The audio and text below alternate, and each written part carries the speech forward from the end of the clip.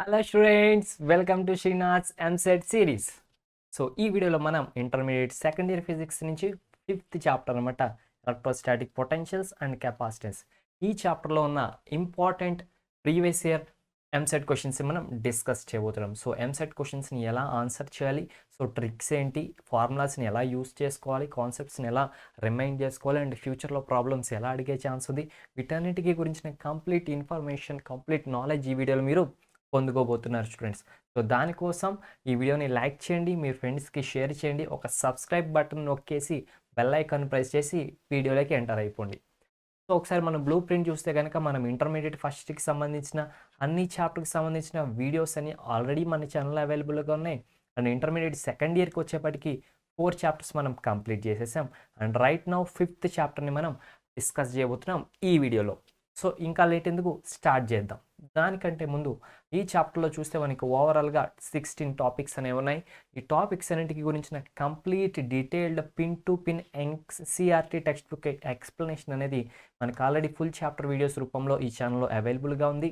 And only కాన్సెప్ట్సే కాదు, IP ఎగ్జామ్కి రిలేటెడ్గా వచ్చి previous year questions, gun shot questions, revision, ఇవన్నీ కూడా మనకు ఆల్రెడీ అవైలబుల్గా ఉన్నాయి స్టూడెంట్స్. అండ్ ఎంసెట్ సిరీస్కి సంబంధించిన ప్రీవియస్ ఇయర్ క్వశ్చన్ సిరీస్ ఇప్పుడు మనకి రిలీజ్ అవ్వడం జరుగుతుంది.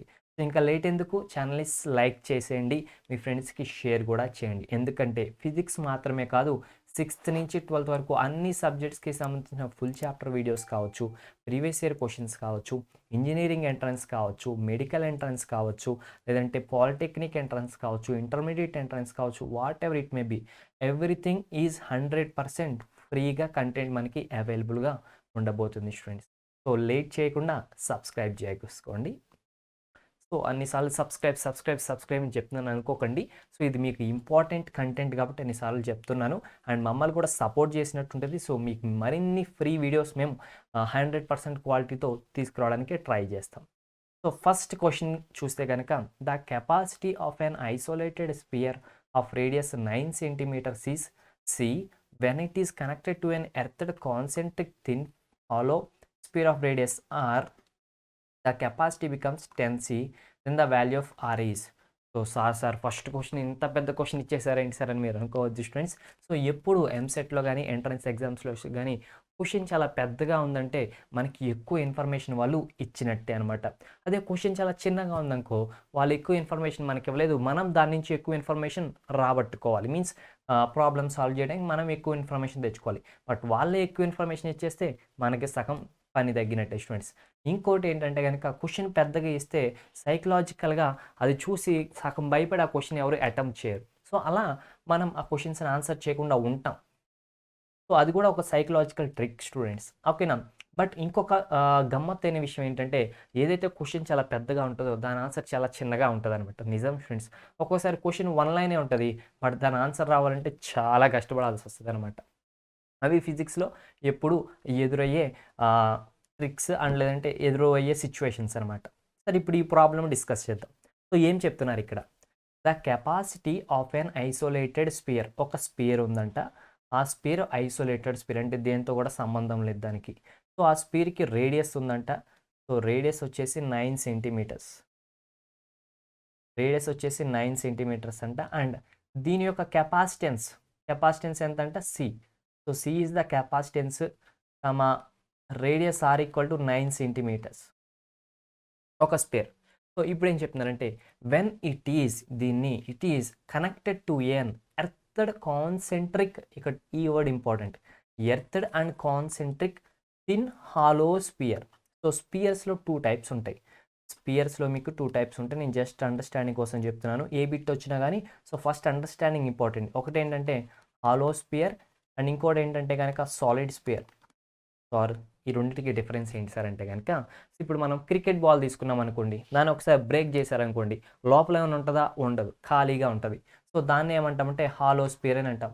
అలా కాకుండా లోపల ఏదైనా ఉందనుకోండి, దాన్ని మనం సాలిడ్ స్పియర్ అని అంటాం. సో ఒక మెటల్ బాల్ ఏదైనా తీసుకుంటే, మెటల్తో తయారైంది కావచ్చు, చెక్కతో తయారైంది కావచ్చు, ఒక స్పియర్ షేప్లో ఉన్న తీసుకున్నాం అనుకోండి, దాని నిండా ఏముంటుంది, లోపల కూడా ఏదో ఒక మెటీరియల్ అనేది మనకి ఉంటుంది.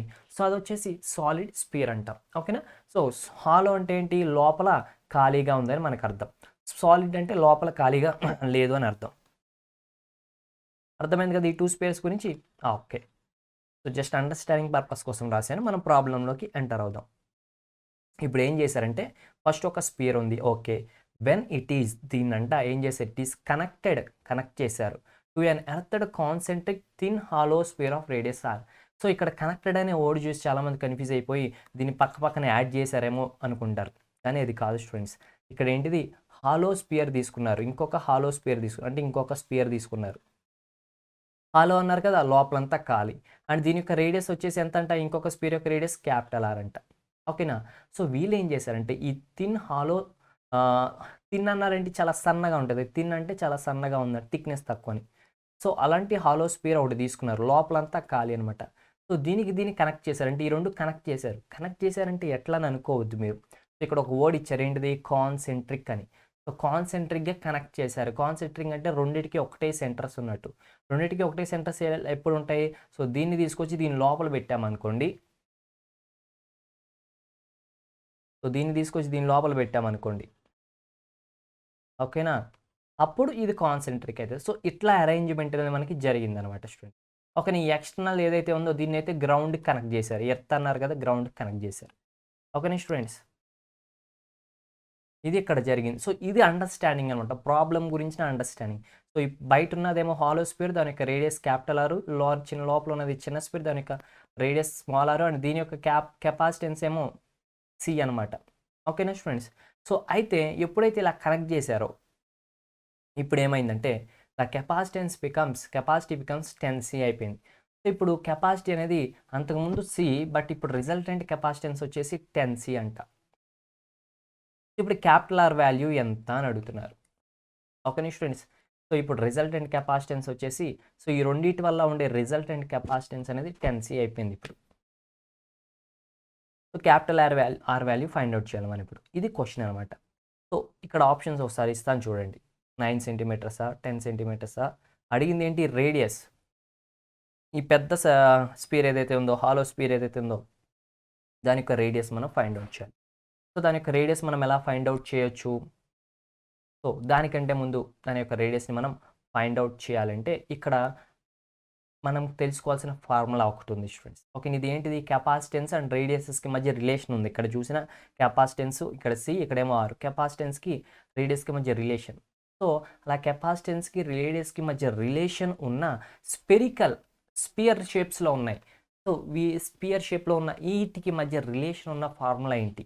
అంటే గనుక మనం చూస్తే capacity of a spherical conductor వచ్చేసి ఎంతంటే that is 4πε0 into R1 R2 by R2 minus R1. ఒక 2 కెపాసిటర్స్ ఉంటాయి. 2 స్పెరికల్ కెపాసిటర్స్ ఉంటాయి. అప్పుడు ఆ 2 స్పెరికల్ కెపాసిటర్స్ వల్ల ఉన్న స్పెరికల్ కెపాసిటర్స్ వల్ల ఉన్న కెపాసిటెన్స్ ఎంతంటే దానికి formula 4πε R1 R2 divide by R2 minus R1. So ఇది ఫార్ములా స్టూడెంట్స్ నార్మల్‌గా స్పెరికల్ కెపాసిటెన్స్‌కి సంబంధించిన ఫార్ములా అనమాట. సో ఇది స్పెరికల్ కెపాసిటెన్సే కదా! దీని యొక్క కెపాసిటెన్స్ ఎంత అవుతది? That is equal to 4πε0 into R అవుతది. R అంటే ఇక్కడ ఏంటి? R1 అనుకుందాం పోనీ. R1 అంటే 9 అనమాట. అలా 9 అని పెట్టుకోవచ్చు ఫ్రెండ్స్. కావాలంటే 9 సబ్స్టిట్యూట్ చేసుకోవచ్చు. సో ఇది సి అనమాట స్టూడెంట్స్. ఓకేనా? ఓకే. సో ఇప్పుడు టోటల్ కెపాసిటెన్స్‌కి అయితే గనుక ఇలా 2 కెపాసిటర్స్ ఉన్నప్పుడు ఫార్ములా అయితే ఇదనమాట. ఒకటే కెపాసిటర్ అయితే ఫార్ములా ఇదనమాట స్టూడెంట్. ఓకేనా? ఇప్పుడు మనకి రిజల్టెంట్ కెపాసిటెన్స్ ఎంతో మనం ఏం చేయాలి? ఫైండ్ అవుట్ చేసి దాని ద్వారా ఆర్ వాల్యూని మనం ఫైండ్ అవుట్ చేయాలనమాట. సో దీన్ని ఎలా సాల్వ్ చేయొచ్చు? స్టూడెంట్స్? ఇప్పుడు మనకి ఫైనల్ కెపాసిటెన్స్ ఎంత అని చెప్పారు? ఈక్వల్స్ టు 10C అని చెప్పారు. అవునా కదా? ఫైనల్ కెపాసిటెన్స్ వచ్చేసి 10C అని చెప్పారు. ఇది కూడా పక్కన పెట్టుకోండి. సో ఇప్పుడు చూస్తే మనం గనక ఇప్పుడు జాగ్రత్తగా ఆలోచిద్దాం మనం ఇప్పుడు. ఓకేనా స్టూడెంట్స్? సో జాగ్రత్తగా ఆలోచిస్తే ఇదేమో స్మాల్ ఆర్, ఇదేమో క్యాపిటల్ ఆర్ అనమాట. So R1 equal to small R, R2 equal to capital R students. ఓకేనా? సో ఇప్పుడు మనం ఏం చేద్దామంటే ఈ ఫార్ములాని మనం తీసుకోవచ్చు. ఈ ఫార్ములాని తీసుకుంటే రిజల్టెంట్ కెపాసిటెన్స్ ఎంత అని చెప్పారు? 10C అని చెప్పారు. So 10C is equals to 4πε0 into R1 అంటే ఏంటి? 4πε R1 అంటే C అనమాట. సో C ఇంటూ ఇంకేముంది? R2 ఉంది మనకి. R2 అంటే ఎంత? Which is nothing but capital R అనమాట. అవును కదా students, capital R divide by R2 అంటే capital R minus small R అంటే ఎంత, విచ్ ఈజ్ నథింగ్ బట్ 9 అనమాట. స్మాల్ R1 అంటే 9 కదా స్టూడెంట్స్, ఇక్కడ చెప్పుకున్నాం కదా R1 ఈక్వల్ టు 9 సెంటీమీటర్స్. ఓకేనా, సో సిసి క్యాన్సిల్ అయిపోతుంది. అయిపోయిందా? ఇప్పుడు ఈ R-9 అడి తీసుకెళ్తే 10 into R-9 that is equal to capital R వచ్చింది. సో ఇప్పుడు 10R minus 90 is equals to R అయింది. ఓకే స్టూడెంట్స్, సో ఇప్పుడు ఈ ఆర్ ఇటు వెళ్ళిపోతే 10R మైనస్ R అంటే 9R ఈజ్ ఈక్వల్స్ టు 90 అవుతుంది. సో సింపుల్ ఆన్సర్ ఎంత అవుతుందో చెప్పండి స్టూడెంట్స్. దానికంటే ముందు మన వెరిఫై మిషన్ అడిగేద్దాం ఒకసారి. Verify, so which is 10 centimeters అనమాట. So that implies R equal to 10 centimeter. ఇప్పుడు అర్థమైందా స్టూడెంట్స్ లాజిక్? సో యూస్ చేసిన ఫార్ములా ఇది ఒక్కటే అనమాట. సో ఇది ఇంపార్టెంట్. ఇక్కడ మనం ఏ ఫార్ములా యూస్ చేసాము అంటే ఇది ఇంపార్టెంట్. సో రెండు కాన్సెంట్రిక్ స్పెరికల్ కండక్టర్స్ ఉన్నప్పుడు వాటి మధ్య ఉన్న కెపాసిటెన్స్, ఈక్వల్ కెపాసిటెన్స్ ఫార్ములా ఇదనమాట. సో ఈ కెపాసిటెన్స్లో మనకి సికి ఆర్కి రిలేషన్ అనేది కనిపిస్తుంది అనమాట స్టూడెంట్. ఓకేనా, సో మనకి ఇలా డయాగ్రామ్ డ్రా చేసుకున్నప్పుడే ఇది అని మనకు తెలుస్తుంది. ఈ డయాగ్రామ్ చూస్తే ఈ ఫార్ములా తెలుస్తుంది. బట్ వాడు ఇచ్చిన క్వశ్చన్ నుంచి ఈ డయాగ్రామ్లోకి తీసుకురావడం అనేది ఇట్స్ ఏ టాలెంట్ అనమాట స్టూడెంట్. ఓకేనా, సో అందుకే ఫిజిక్స్ బిట్స్ కొంచెం ప్రాక్టికల్గా ఆలోచించాల్సిన సిచ్యువేషన్ ఉంటుంది. సో నెక్స్ట్ దానికి వెళ్ళిపోదాం. A Van de Graaff generator has a spherical metal shell as an electrode which is at a potential. So Van de Graaff generator ఏదైతే ఉందో దానికి ఉన్న పొటెన్షియల్ ఎంతో వాళ్ళు వాల్యూ ఇచ్చేసారు స్టూడెంట్స్, 15 into 10⁶ volts అని. If the dielectric strength of the surrounding medium is, so అక్కడ ఉన్న ఎలక్ట్రిక్ ఫీల్డ్ కూడా మనకి వాల్యూ ఇచ్చేసారు 5 into 10⁷ అని. Then the diameter of the shell is, ఇప్పుడు వాళ్ళు ఫైండ్ అవుట్ చేయమంటున్నది డయామీటర్ అనమాట. సో ఇది చాలా ఈజీ బిట్ స్టూడెంట్స్, ఎందుకంటే ఇక్కడ మనకి ఫార్ములా ఉంటుంది అనమాట. What is that formula? నార్మల్గా అయితే ఈ ఈజ్ ఈక్వల్స్ టు V/d. ఇక్కడ డి అంటే ఏంటి, వాటి మధ్య ఉన్న డిస్టెన్స్ లేదా diameter what ever it may be. So దీని నుంచి మనకి డి కావాలంటే విచ్ ఈజ్ V/e అనమాట. ఇప్పుడు V సబ్స్టిట్యూట్ చేయండి, 15 into 10⁶ డివైడ్ బై 5 into 10⁷. ఇది 3 times క్యాన్సిల్ అయిపోతే that is equal to 3 into ఇదేమవుతుంది 1/10 అవుతుంది. 1/10 అంటే 0.1 అనమాట. సో ఇవన్నీ దేంట్లో ఉన్నట్టు, ఇవన్నీ మనకి మీటర్స్లో ఉన్నట్టు. So which is equals to 0.3 meters. So ఇప్పుడు ఇదే డీని మనం సెంటీమీటర్స్లోకి మార్చాలి అంటే కనుక ఎంత అవుతుంది స్టూడెంట్స్? జీని 1 meter equal to 100 centimeters. So 100తో మల్టిప్లై చేస్తే మనకి ఎంత అవుతుంది? దట్ ఈజ్ ఈక్వల్స్ టు ఎంత అవుతుంది స్టూడెంట్స్? సో 30 సెంటీమీటర్స్ అవుతుంది. ఓకేనా స్టూడెంట్స్, 30 సెంటీమీటర్స్ అవుతుంది. బట్ ఇక్కడ మనకి ఏంటిది, డయామీటర్ అడిగారు. డయామీటర్ అంటే ఎంత అవుతుంది? డయామీటర్ ఇస్ 2 into d కదా. డయామీటర్ అంటే 2d. నార్మల్గా డయామీటర్ని కూడా మనం డీతో రిప్రజెంట్ చేస్తాం, బట్ ఇక్కడ డి వచ్చేసి వాటి మధ్య ఉన్న డిస్టెన్స్ అనమాట. ఓకేనా స్టూడెంట్స్, సో కాబట్టి 2 into 30, సో ఎంత అవుతుంది? 60 అవుతుంది. సో ఒకసారి ఆప్షన్స్ చూద్దామా?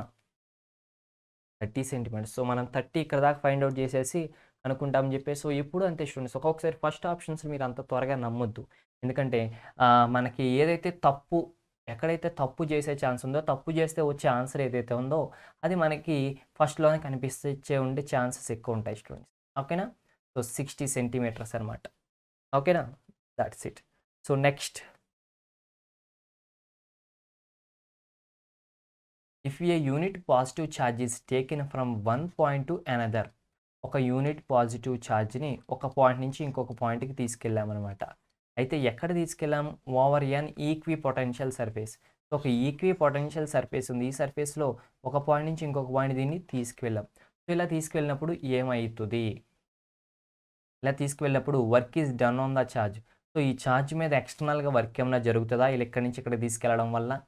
లేదంటే ఇక్కడి నుంచి ఇక్కడ తీసుకెళ్ళడం వల్ల ఈ ఛార్జ్ ఏమన్నా ఛార్జ్ వర్క్ చేస్తుందా? లేదంటే ఇక్కడ జరిగిన వర్క్ డన్ అనేది కాన్స్టెంట్గా ఉంటుందా? లేదంటే అసలు ఇక్కడ వర్క్ డన్నే ఉండదా?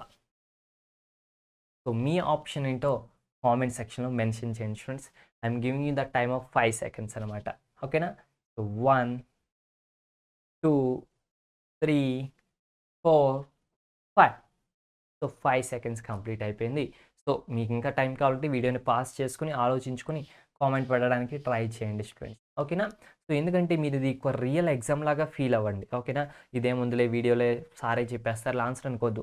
ఇదే మీ యొక్క రియల్ ఎగ్జామ్ అనుకోండి. ఇదే మీ ఎంసెట్ ఎగ్జామ్‌లో వచ్చిన క్వెషన్ అనుకోని దానికి ఆన్సర్ ఒకవేళ నిజంగా ఇదే క్వెషన్ మీ ఎంసెట్ ఎగ్జామ్‌లో వస్తే ఈ వీడియో చూస్తున్నప్పుడు మీరు నిజంగా ఎగ్జామ్ హాల్‌లో ఉన్నారని ఊహించుకుని సో ఇదే క్వెషన్ మీకొచ్చింది. మీరెట్లా రియాక్ట్ అవుతారు? మీరెట్లా ఆన్సర్ జేస్తారు ఈ క్వెషన్‌కి అనేది ఆలోచించి గెస్ వర్క్ అనేది చేయండి. ఫస్ట్ కాన్సెప్చువల్‌గా అకార్డింగ్ టు ఫిజిక్స్ దీనికి ఆన్సర్ చెప్పగలరేమో చూడండి. అది కుదరకపోతే దగ్గరగా ఏమైనా చూడగలరేమో ట్రై చేయండి. అది కుదరకపోతే గెస్ చేసి చూడండి. గెస్ చేసి చూడండి. గెస్ వర్క్ ఏమైనా కరెక్ట్ అయిందో లేదో చూడండి. ట్రై చేసి అప్పుడు తర్వాత వీడియో ఆన్ చేసి మీన్స్ పాస్ నుంచి రీజ్యూమ్ చేసి అప్పుడు చూడండి. సో ఇలా చేయడం వల్ల మీకు సబ్జెక్ట్ నాలెడ్జ్ పెరుగుతది. అండ్ మీకు మీ గెస్ ఎంతవరకు కరెక్ట్ అవుతుంది ఇదొక మీకు మాక్ టెస్ట్ లాగా మీకు ఉపయోగపడతది. ఓకేనా? Let's check what the answer. So answer ఏమనుకుంటున్నారు మీరు? మన వెరిఫై మిషన్ ఉంది కదా! ఆన్సర్ ఏంటో టప్‌మని చెప్పేస్తదనమాట. సో దీన్ని మనం పట్టించుకోవట్లేదు ఈ మధ్య. బట్ దీన్ని పట్టించుకుందాం మళ్ళీ ఫీల్ అయితది. Just kidding students. Verify. Yes. Work done is 0 students. Work డన్నే జరగదు. ఎందుకు? ఇది ఈక్వి పొటెన్షియల్ అని చెప్పాం. సో ఇంకొకటి అసలు పొటెన్షియల్ ఎనర్జీని మనం లేదంటే పొటెన్షియల్‌ని ఎలా డిఫైన్ చేసాం? ఒక ఇన్ఫినిటీ నుంచి ఒక ఛార్జ్‌ని ఒక ఎలక్ట్రిక్ ఫీల్డ్‌లోకి ఆపోజిట్‌గా వర్క్ చేసుకుంటూ తీసుకొస్తే ఆ చేసిన వర్క్ డనే అక్కడ పొటెన్షియల్‌గా ఉంటది. సో ఇక్కడ ఎంత పొటెన్షియల్ ఉందో ఇక్కడ అంతే పొటెన్షియల్ ఉంది. అంటే ఇన్ఫినిటీ నుంచి ఇక్కడ తీసుకురావడానికి ఎంత వర్క్ డన్ చేయాలో ఇన్ఫినిటీ నుంచి ఇక్కడ తీసుకురావడానికి కూడా అంతే వర్క్ డన్ చేయాలి.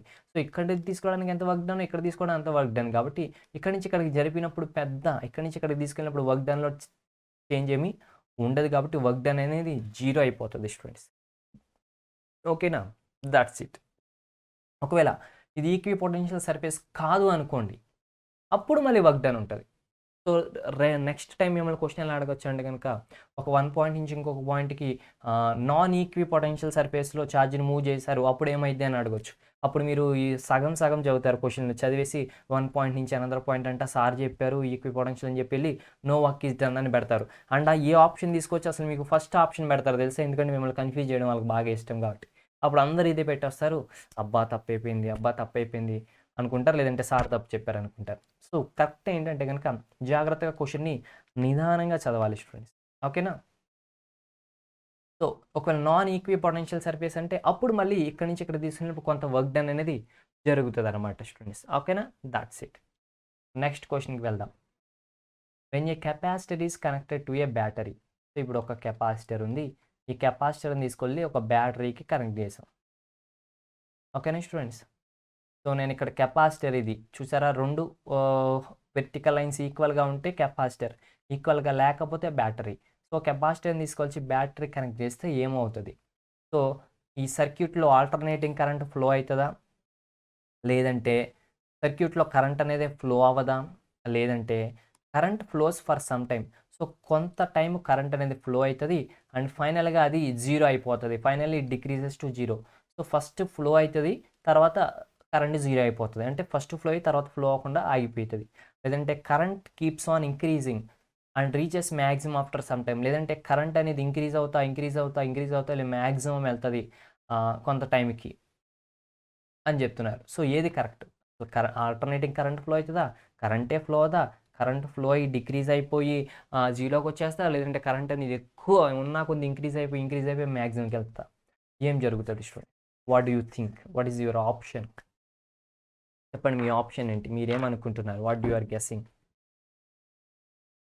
Yes students. సో నేనైతే ఇప్పుడు మన వెరిఫై మిషన్ యూజ్ చేసి ఆన్సర్ చెప్పేస్తున్నాను. సో మీరు ఎలాగో చెప్పట్లేదు కాబట్టి a current flows for some time and finally decreases to 0 అనమాట. ఎందుకు సార్ అంటే గనక ఫస్ట్ ఎప్పుడైతే కెపాసిటర్‌ని తీసుకెళ్ళి బ్యాటరీకి కనెక్ట్ చేస్తారో ఈ బ్యాటరీ నుంచి కరెంట్ అనేది వచ్చి కెపాసిటర్‌ని ఛార్జ్ చేస్తా ఉంటది. సో అప్పుడు మనకు కరెంట్ ఉంటది. సో ఇలా కొంత టైం అయిన తర్వాత ఈ కెపాసిటర్‌ని ఫుల్‌గా ఛార్జ్ అయిపోతది. సో ఇక్కడ పాజిటివ్ చార్జెస్ వస్తాయి. ఇక్కడ నెగెటివ్ చార్జెస్ వచ్చేస్తాయి. సో అప్పుడు ఈ రెండిటి మధ్య కూడా పొటెన్షియల్ డిఫరెన్స్ వస్తది. అండ్ ఇక్కడ కూడా పొటెన్షియల్ డిఫరెన్స్ వస్తది. సో ఇప్పుడు ఇక్కడ పొటెన్షియల్ డిఫరెన్స్ ఎక్కువ, ఇక్కడ పొటెన్షియల్ డిఫరెన్స్ తక్కువ ఉన్నప్పుడు మాత్రమే కరెంట్ ఈ డైరెక్షన్‌లో ఫ్లో అయితది. సో అలా ఫ్లో అయ్యి దీని యొక్క పొటెన్షియల్ ఇంక్రీజ్ అయిపోయి రెండిటికి ఒకే పొటెన్షియల్ డిఫరెన్స్ వచ్చినప్పుడు కరెంట్ అనేది ఫ్లో అవ్వదు స్టూడెంట్స్. కరెంట్ ఆగిపోతదనమాట. సో అది రీజన్. అందుకే ఫస్ట్‌లో కరెంట్ ఫ్లోనే జరుగుతది. ఎందుకంటే దీని దగ్గర పొటెన్షియల్ డిఫరెన్స్ ఉంటది. దీనికి పొటెన్షియల్ డిఫరెన్స్ ఉండదు కాబట్టి ఇలా చార్జెస్ వెళ్తాయన్నమాట. కరెంట్ వెళ్తదనమాట. అలా వెళ్ళి దీని దగ్గర కూడా ఛార్జెస్ పెరిగిపోయి పొటెన్షియల్ డిఫరెన్స్ పెరిగేపటికి దీనికి ఈక్వల్ అయిపోయి అప్పుడు కరెంట్ ఫ్లో అనేది జరగదు. ఓకేనా? So that's it.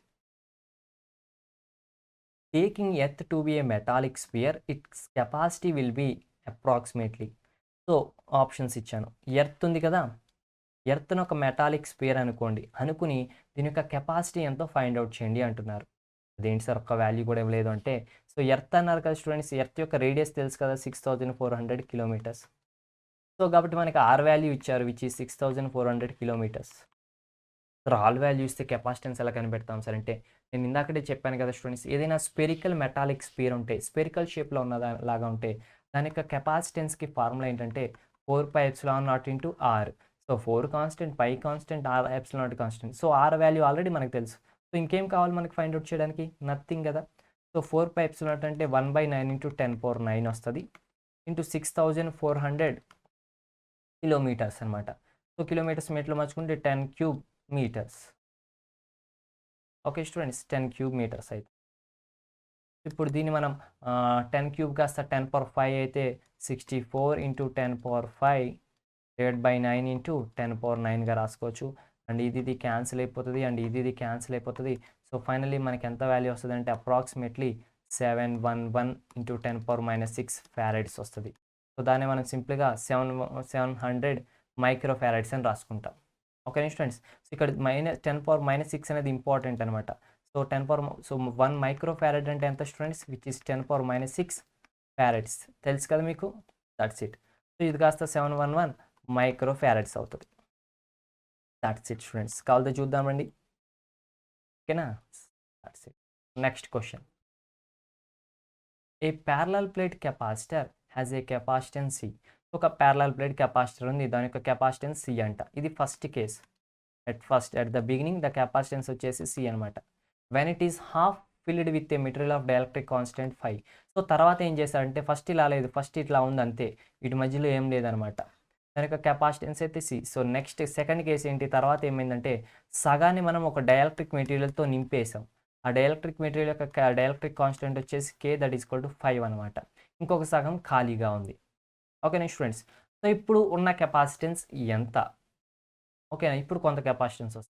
So capacitance ఎంత ఇంక్రీజ్ అయింది, ఎంత పర్సెంటేజ్ ఇంక్రీజ్ అయిందో మనం ఫైండ్ అవుట్ చేయమంటున్నారు. ఓకేనా? సో ఫస్ట్ కేసులో చూసుకుంటే that C is equals to ε0a/d అనమాట.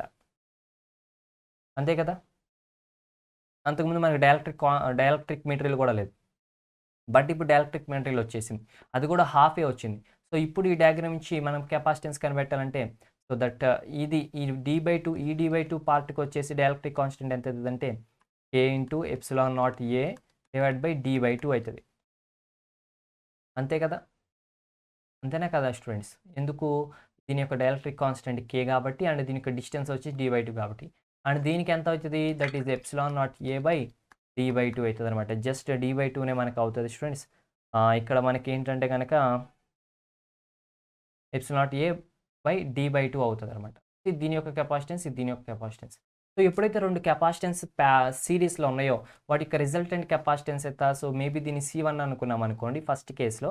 సెకండ్ కేసులో కెపాసిటెన్స్ వచ్చేసి రిజల్టెంట్ అంటే ఎంత వస్తుంది స్టూడెంట్స్, సిరీస్లో ఉన్నప్పుడు ఏం చేస్తాం మనం, పక్కన ఉన్నప్పుడు వాటిని చెప్పాలి స్టూడెంట్స్. సిరీస్లో ఉన్నప్పుడు కెపాసిటెన్స్ ఎంత అవుతుంది,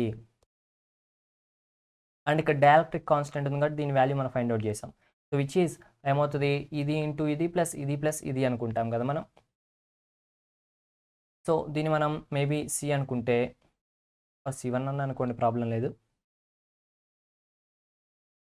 ఇది k ఇంటూ ε0a/d/2 అంటే 2k ε0a/d/2 ఇంటూ. సో దీన్ని ఏం చేద్దామంటే ఇన్ టర్మ్స్ ఆఫ్ C1స్లో రాసుకుందాం, అప్పుడు మనకి ఇంకా ఈజీగా ఉంటుంది. సో 2 పైకి వెళ్ళిపోతే which is equals to 2C1 అనమాట. అండ్ ఇక్కడ చూస్తే ఇది కూడా 2 పైకి వెళ్ళిపోతే it seems to 2k into C1 అనమాట. ఇప్పుడు మనం 2 కెపాసిటెన్స్ సిరీస్లో ఉంటే ఫార్ములా ఏంటి, 2 కెపాసిటెన్సెస్ సిరీస్లో ఉంటే ఫార్ములా ఏంటి, ఫార్ములా వచ్చేసి C1 C2/C1 + C2 కదా. ఇది ఫార్ములా, రెండు కెపాసిటెన్స్ C1 సిరీస్లో ఉంటాయి.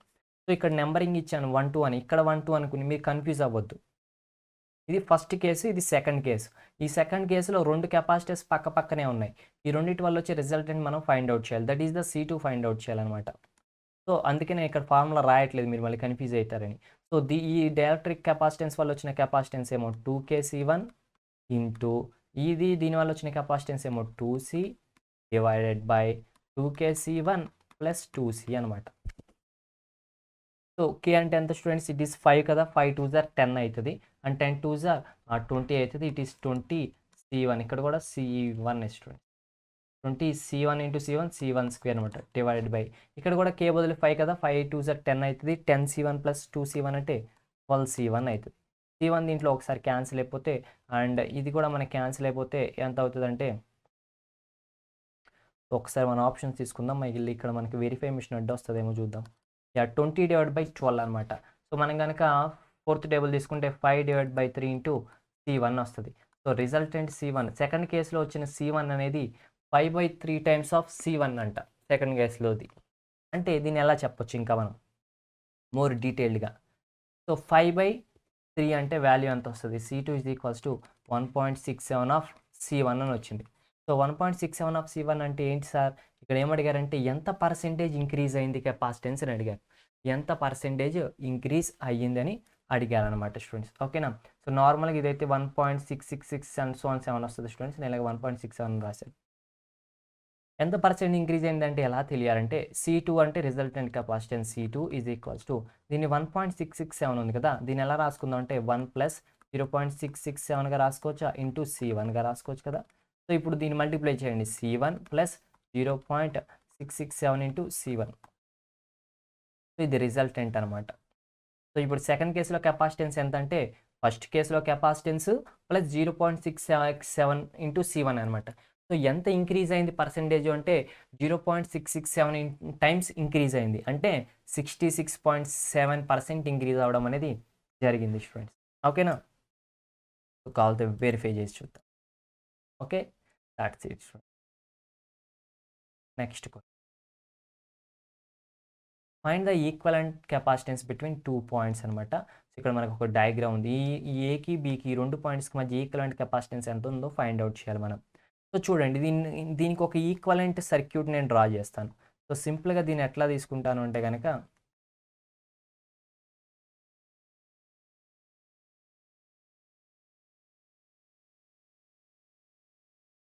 ఇది ఏ అండ్ ఇది పి, అండ్ ఇక్కడ C1 అంట, ఇక్కడ C2 అంటే, ఇక్కడ C3 అంట. అదేంటి సార్ ఇక్కడ C1 అంటే, ఈ రెండింటి యొక్క రిజల్టెంట్ని నేను C1 అని అంటున్నాను స్టూడెంట్స్. ఆ C1 ఎలా ఫైండ్ అవుట్ చేస్తాను చూపిస్తాను నేను మీకు ఇప్పుడు. C1 is equals to how much? So ఇప్పుడు 2 కెపాసిటర్స్ కనుక సిరీస్లో ఉంటే ఫార్ములా ఏంటి? C1 C2 by C1 plus C2 కదా. సో కాబట్టి 2C ఇంటూ 2C, ఆ రెండింటి యొక్క ప్రొడక్ట్ డివైడ్ బై ఆ రెండింటి యొక్క summation.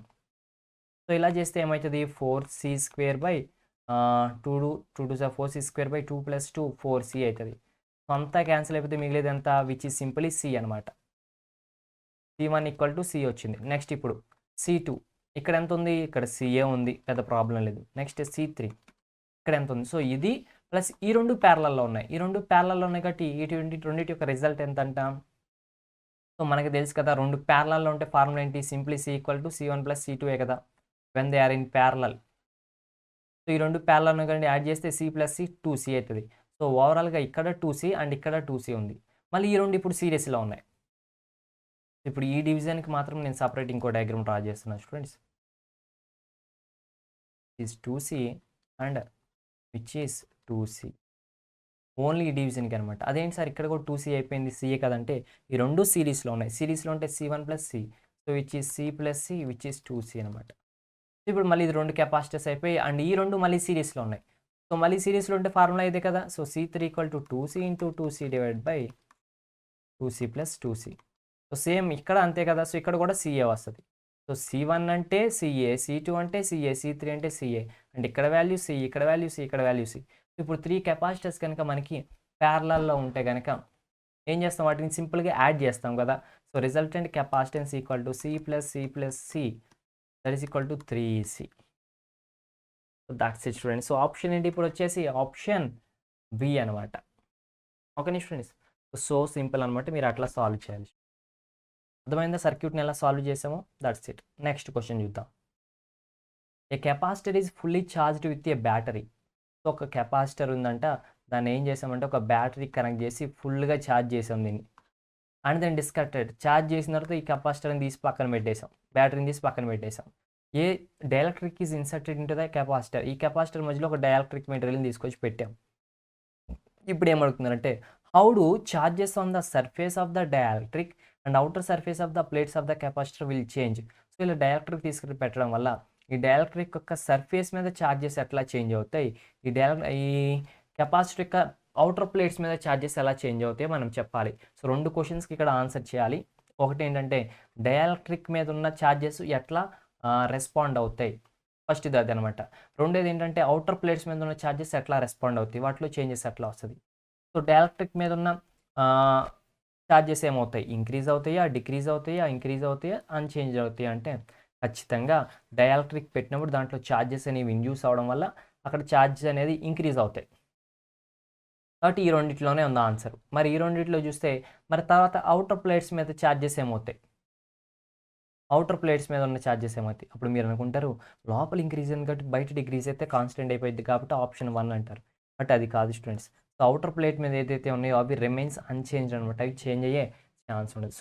So finally our answer is option C అనమాట. సో నెక్స్ట్ క్వశ్చన్ స్టూడెంట్స్, దానికంటే ముందు ఒకసారి సబ్స్క్రైబ్ చేసుకుని లైక్ చేసి మీ ఫ్రెండ్స్కి షేర్ చేసేయండి వీడియోస్ని. సో 9th క్వశ్చన్ చూద్దాం. What is the angle between maximum value of potential gradient and equipotential surface.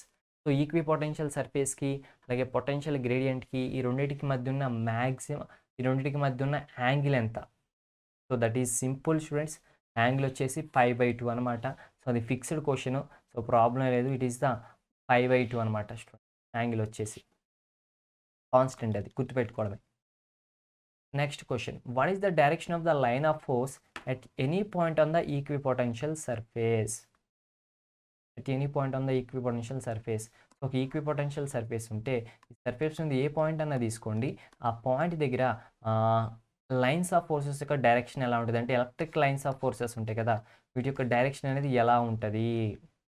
So ఆ డైరెక్షన్ అనేది ప్యారలల్ టు ద సర్ఫేసా, సర్ఫేస్కి ప్యారలల్గా ఉంటుందా, సర్ఫేస్కి నార్మల్ అంటే పర్పెండిక్యులర్గా ఉంటుందా, సర్ఫేస్ కొంత యాంగిల్ చేస్తూ ఉంటుందా, లేదంటే ర్యాండమ్ డైరెక్షన్ ఒక్కొక్కటి వాటి ఇష్టం వచ్చినట్టు ఉంటుందా చెప్పాలి స్టూడెంట్స్. సో ఇది కూడా one of the easiest question అనమాట. సో మీరు చెప్పగలరు దీనికి answer. What is the direction of the line of force at any point on the equipotential surface. Equi potential surface మీద ఏ పాయింట్ దగ్గర అయినా తీసుకోండి, అక్కడ ఎలక్ట్రిక్ ఫీల్డ్ లైన్స్ ఏదైతే ఉన్నాయో వాటి యొక్క డైరెక్షన్ ఎలా ఉంటుంది, ప్యారలల్గా ఉంటుందా, పర్పెండిక్యులర్గా ఉంటుందా, కొంత యాంగిల్ చేస్తుందా, ర్యాండమ్ డైరెక్షన్ ఉంటుంది. సో మీ ఆప్షన్ ఏమనుకుంటున్నారు. సో నా ఆప్షన్ చెప్పమంటారా. సో మీ ఆప్షన్ అయితే కనుక కామెంట్ సెక్షన్లో మెన్షన్ చేయండి. అండ్ నా ఆప్షన్ చూస్తే which is nothing but option B అనమాట, నార్మల్ టు ఇట్. సో పర్పెండిక్యులర్గా ఉంటుంది స్టూడెంట్స్. నేను ఆల్రెడీ ఇక్కడ డ్రా చేశాను చూసారా, ఇది నార్మల్ డైరెక్షన్లో ఉంటుంది అనమాట equipotential సర్ఫేస్కి.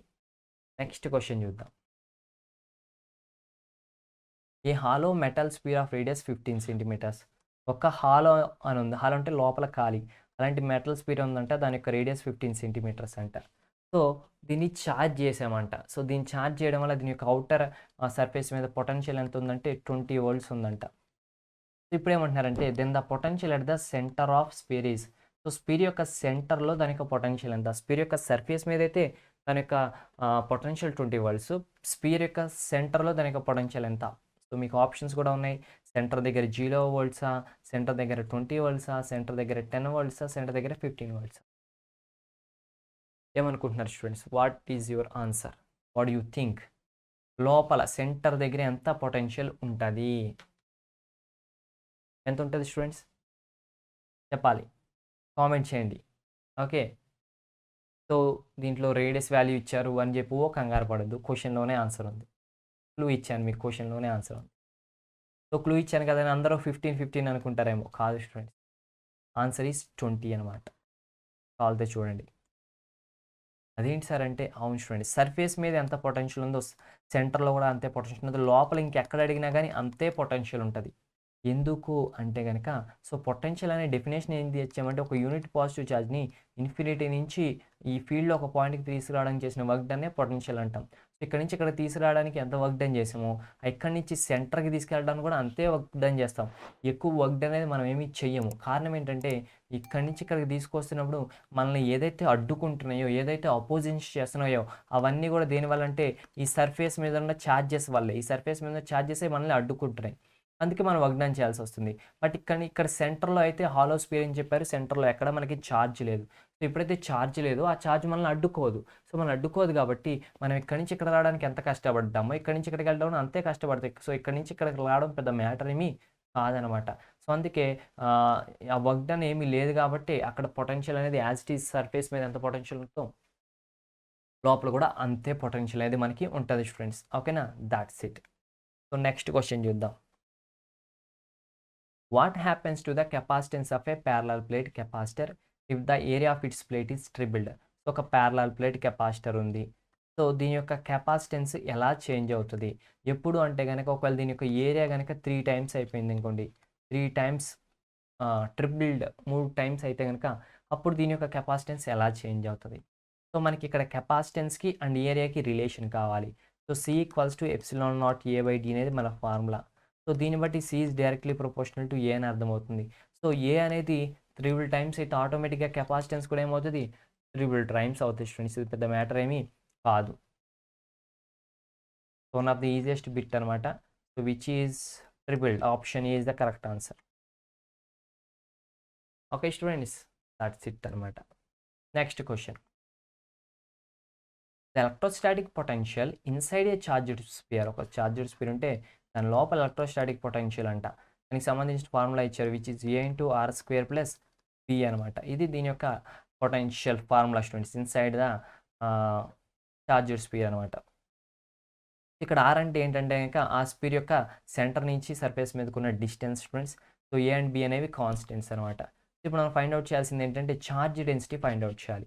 So charge density అంటే ఏంటి, charge density is charge per volume, అంతేగా total charge by total volume. దాన్ని మనం charge density or charge per unit volume అంటాం. సో టోటల్ ఛార్జ్ అంటే Q అనుకుందాం. టోటల్ వాల్యూమ్ అంటే 4/πr³. సో రేడియస్ ఎంత అని చెప్పారు, R అని చెప్పారు కదా. సో ఈ 3 తీసుకెళ్ళిపోతే 3Q/4πr³. ఇప్పుడు ఆన్సర్ చేయాలంటే మనకు కావాల్సింది ఏంటంటే Q/4πr³ వాల్యూ మనకి కావాలి. ఇది మనకి ఎలా వస్తుందంటే వాళ్ళు ఆల్రెడీ పొటెన్షియల్ని మనకి ఇచ్చారు. పొటెన్షియల్ = AR² + B అని వాళ్ళు మనకి మెన్షన్ చేశారు స్టూడెంట్స్. ఓకేనా. సో దీన్ని యూస్ చేసుకుని మనం Q వాల్యూని ఫైండ్ అవుట్ చేయొచ్చు. ఎలా అంటే మనకి పొటెన్షియల్కి అండ్ ఎలక్ట్రిక్ ఫీల్డ్కి ఫార్ములా ఉంది. So we know that E = dV/dr అనమాట. సో దీని ప్రకారం this is A × 2AR plus constant కాబట్టి 0. E = 2AR అవుతుంది స్టూడెంట్. నార్మల్గా ఎలక్ట్రిక్ ఫీల్డ్ అంటే ఎంత, Q/4πε0 × r², that = 2AR. So దీని నుంచి మనం దీన్ని ఏమైనా తీసుకురావాలని ట్రై చేద్దామా. Q ఉంది, 4π ఉంది, ఎప్సిలాన్ అంటే ఎక్స్ట్రా ఉంది కాబట్టి ఇటు తీసుకెళ్ళిపోదాం. R³ ఉంది కాబట్టి ఇక్కడ Rని ఇటు తీసుకొద్దాం. So Q/4πr³ = 2 × and A × ε0. ఇది వచ్చింది students Q/4πr³ value. So Q/4πr³ value వచ్చేసింది కాబట్టి తీసుకెళ్ళి దీంట్లో సబ్స్టిట్యూట్ చేస్తే అయిపోతుంది అనమాట. సో ఆన్సర్ ఏంటి స్టూడెంట్స్, ఆన్సర్ వచ్చేసి 6 అనమాట. మీరు చేసి చూడండి, ఏం లేదు, దీన్ని తీసుకెళ్ళి ఇక్కడ సబ్స్టిట్యూట్ చేయడం, 3తో మల్టిప్లై చేయడం, that's it. So next question చూద్దాం. 3 concentric spherical metallic shells. So 3 concentric spherical metallic shells ఉన్నాయంట, A and B and C. So A యొక్క రేడియస్ వచ్చేసి radius of A is small a = 7 cm. B యొక్క radius వచ్చేసి small b = 17 cm. So C యొక్క radius వచ్చేసి మనం find out చేయాలన్నమాట student. అయితే వీళ్ళు ఇచ్చింది ఏంటంటే A and C okay potential దగ్గర ఉన్నాయి. So potential at A = potential at C అనమాట. ఇప్పుడు potential at A = potential at C అంటే మనకు తెలిసిన ఫార్ములా ప్రకారం మనకి ఏదైతే ఫార్ములా తెలుసో అది. అండ్ ఇంకొక విషయం వాళ్ళు ఇచ్చింది ఏంటంటే కనుక వాటికి మీద ఉన్న సర్ఫేస్ ఛార్జ్ డెన్సిటీస్ అయితే -σ -σ + అనమాట. సో వీటి ప్రకారం మనం చూస్తే కనుక students σ/ε0 of A - B + C which is the potential at A is equals to σ/ε0 of A² / C - B² / C + C అనమాట. ఇది potential at C. σ/ε cancel. So ఇవన్నీ క్యాలిక్యులేట్ చేస్తే మనకి ఫైనల్గా A + B = C వస్తుంది. సో మనకు కావాల్సిన సి వాల్యూ అంటే ఏ ప్లస్ బిని యాడ్ చేయాలి, అంటే 7 + 17. సో ఆప్షన్ ఏమొస్తుంది చెప్పండి, ఇప్పుడు ఆన్సర్ ఏమొస్తుందో? It is the option D అనమాట. వెరీ ఈజీ క్వశ్చన్ కదా. That's it. సో ఇక్కడితో ఈ సెషన్ కంప్లీట్ అయిపోయింది స్టూడెంట్స్. మీకు నెక్స్ట్ వీడియో వచ్చేసి కరెంట్ ఎలక్ట్రిసిటీ చాప్టర్ మీద రాబోతుంది. సో ఆ వీడియో లింక్ డిస్క్రిప్షన్లో ఇచ్చేసాను, వెళ్ళి చూసేయండి. And thank you friends, thanks for watching. Don't forget to subscribe the channel, like the video, share the video, comment below if you have any doubts. All the best for your upcoming examinations. Bye bye.